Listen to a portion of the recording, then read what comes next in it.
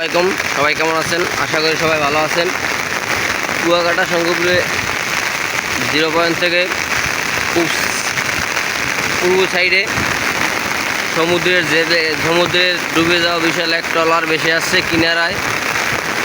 আসলে মর্মান্তিক ঘটনা যে কতটা ভিতরে তারা মাছ ধরে, হয়তো ওখান থেকে দুর্ঘটনা কবলে ট্রলারটি একদম কিনারায় ভেসে আসছে। আপনারা না দেখলে মিস করবেন।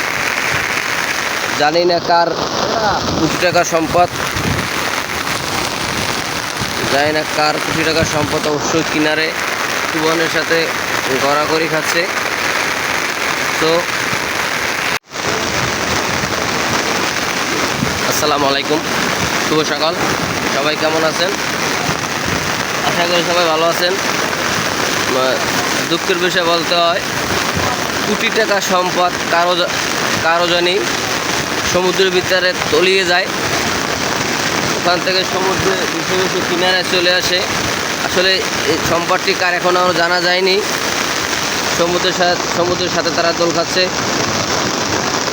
তুফানের বাড়িতে কতটা নির্মমভাবে পড়ে আছে। আসলে সমুদ্রের জোয়ার চলতেছে, তো জোয়ারে তুফানটাও অনেক বৃদ্ধি পায়। আসলে বলার কিছু নয়, দুঃখের বিষয়